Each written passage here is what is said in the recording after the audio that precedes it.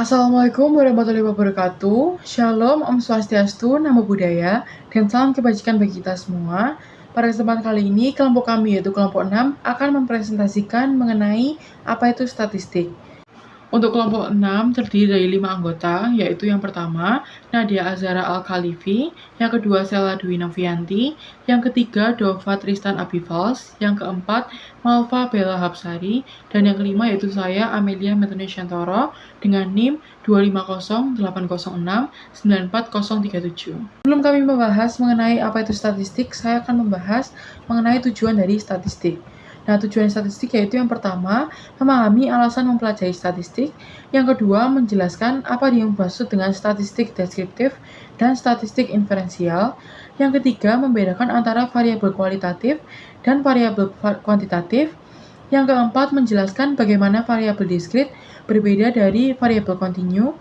Serta yang kelima, membedakan tingkat pengukuran nominal, ordinal, interval, dan rasio. Selanjutnya, saya akan membahas mengenai apa yang dimaksud dengan statistik. Statistik itu sendiri adalah ilmu pengumpulan, pengorganisasian, penyajian, analisis, dan penafsiran data numerik untuk membantu dalam pengambilan keputusan yang lebih efektif. Sehingga data yang dapat kita peroleh akan diolah menjadi suatu data statistik, dan data statistik tersebut dapat kita jadikan patokan untuk pengambilan keputusan baik oleh perseorangan, perusahaan, ataupun organisasi yang membutuhkannya. Materi selanjutnya akan dilanjutkan oleh rekan saya. Assalamualaikum warahmatullahi wabarakatuh. Perkenalkan, nama saya Sela Dwi Novianti dari program studi akuntansi kelas 2025B dengan NIM 25080694038. Siapa saja yang menggunakan statistik? Statistik dipakai oleh banyak bidang, bukan hanya peneliti atau ahli matematika. Misalnya, pemasaran memakai statistik untuk tahu apa yang disukai konsumen. Akuntansi memakainya untuk menghitung laba dan rugi. Rumah sakit memakainya untuk melihat data pasien, dan atlet profesional melihat statistik performa mereka. Bahkan, politisi juga memakainya untuk menjadi survei suara pemilu. Jadi, hampir semua profesi membutuhkan statistik. Statistik dibagi menjadi dua jenis, yaitu yang pertama statistik deskriptif. Digunakan untuk menggambarkan data yang ada supaya lebih mudah dipahami. Misalnya pada survei Gallup yang menunjukkan bahwa 49% responden tahu nama kitab pertama dalam Alkitab. Angka 49% ini menggambarkan kondisi nyata dari 100 orang, dan contoh lainnya yaitu menurut Consumer Report, ada 9 masalah dari setiap 100 mesin cuci General Electric di tahun 2001. Artinya, ada sekitar 9% mesin mengalami kerusakan. Statistik jenis yang kedua yaitu statistik inferensial.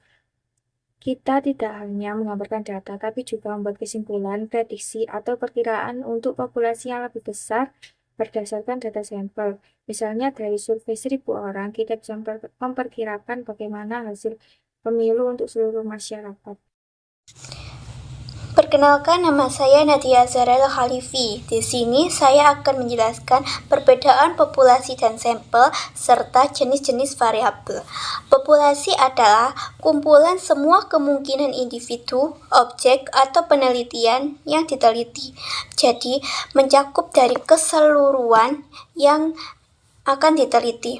Sedangkan sampel adalah sebagian populasi yang diambil untuk diteliti dengan tujuan mewakili populasi. Jadi dari populasi tersebut diambil sebagian. Nah, sebagian itulah yang disebut sampel.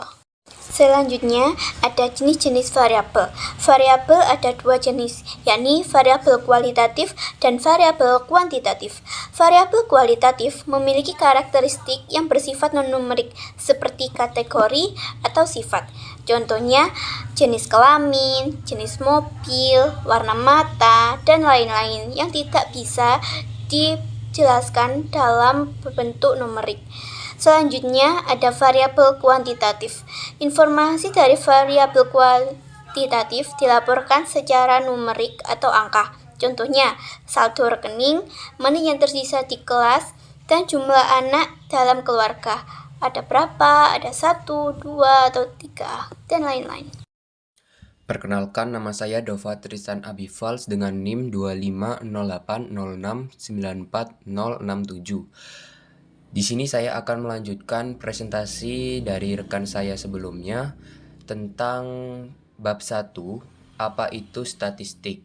Nah, di sini terdapat slide berikutnya yaitu slide ke-8 tentang klasifikasi variabel kuantitatif.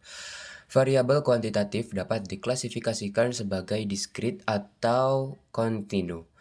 Untuk arti dari variabel diskrit sendiri yaitu hanya dapat mengasumsikan nilai tertentu dan biasanya terdapat celah di antara nilai tersebut. Contohnya yaitu jumlah kamar tidur di sebuah rumah atau jumlah palu yang dijual di Home Depot setempat. Selanjutnya terdapat variabel kontinu. Artinya dapat mengambil nilai apapun dalam rentang tertentu. Contohnya yaitu tekanan ban, berat daging seperti daging babi, daging sapi, daging kambing, dan lain-lain, atau tinggi siswa di suatu kelas. Untuk slide berikutnya yaitu terdapat ringkasan jenis variabel. Jenis-jenis variabel ini dibagi menjadi dua bagian yaitu kualitatif dan kuantitatif. Untuk kualitatif sendiri, contohnya seperti merek PC, status perkawinan, dan warna rambut. Selanjutnya terdapat bagian kedua yaitu kuantitatif. Untuk kuantitatif ini sendiri dibagi menjadi dua lagi, yaitu yang pertama diskrit dan yang kedua kontinu. Contoh dari diskrit yaitu anak-anak dalam sebuah keluarga, pukulan di lubang golf, dan perangkat TV yang dimiliki. Yang kedua yaitu kontinu, contohnya seperti jumlah pendapatan pajak dibayar. Yang kedua berat badan seseorang siswa. Dan yang terakhir curah hujan tahunan di tanpa FL. Assalamualaikum warahmatullahi wabarakatuh. Perkenalkan, saya Malva Belapsari. Di sini saya akan menjelaskan materi tentang 4 tingkat pengukuran. Yang pertama adalah tingkat nominal, di mana data yang diklasifikasikan ke dalam kategori dan tidak dapat disusun dalam urutan tertentu. Contohnya adalah warna mata, jenis kelamin, afiliasi agama. Yang kedua adalah tingkat ordinal, di mana tingkat ini melibatkan data yang disusun dalam urutan tertentu, tetapi perbedaan antara nilai data tidak dapat ditentukan atau tidak berarti.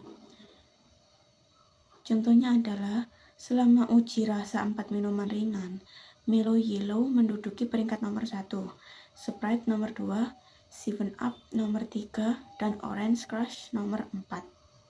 Yang ketiga adalah tingkat interval, di mana tingkat pengukuran ini mirip dengan tingkat ordinal, dengan sifat tambahan yang memungkinkan penentuan jumlah perbedaan yang signifikan antar nilai data. Tidak ada titik nol alami. Contohnya adalah suhu pada skala Fahrenheit. Yang keempat adalah tingkat rasio, di mana tingkat interval dengan titik awal nol yang inherent, perbedaan dan rasio bermakna untuk tingkat pengukuran ini.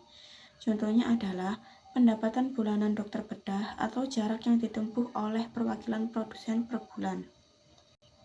Di sini ada peta konsep yang menjelaskan tentang ringkasan karakteristik untuk tingkat pengukuran. Yang pertama ada nominal. Data hanya dapat diklasifikasikan, contohnya nomor jersey pemain sepak bola dan merek mobil. Yang kedua adalah ordinal, yaitu data diberi peringkat. Contohnya adalah peringkat Anda di kelas dan klasemen tim di PAC 10. Yang ketiga adalah interval, perbedaan yang berarti antar nilai. Contohnya adalah suhu dan ukuran baju. Yang keempat adalah rasio, di mana titik nol yang bermakna dan rasio antar nilai. Contohnya adalah jumlah pasien yang terlihat dan sebagainya. Sekian dari saya. Wassalamualaikum warahmatullahi wabarakatuh. Sekian dari presentasi kami dari kelompok 6. Semoga apa yang dapat kami presentasikan bisa memberi wawasan bagi teman-teman sekalian. Terima kasih atas perhatiannya. Wassalamualaikum warahmatullahi wabarakatuh.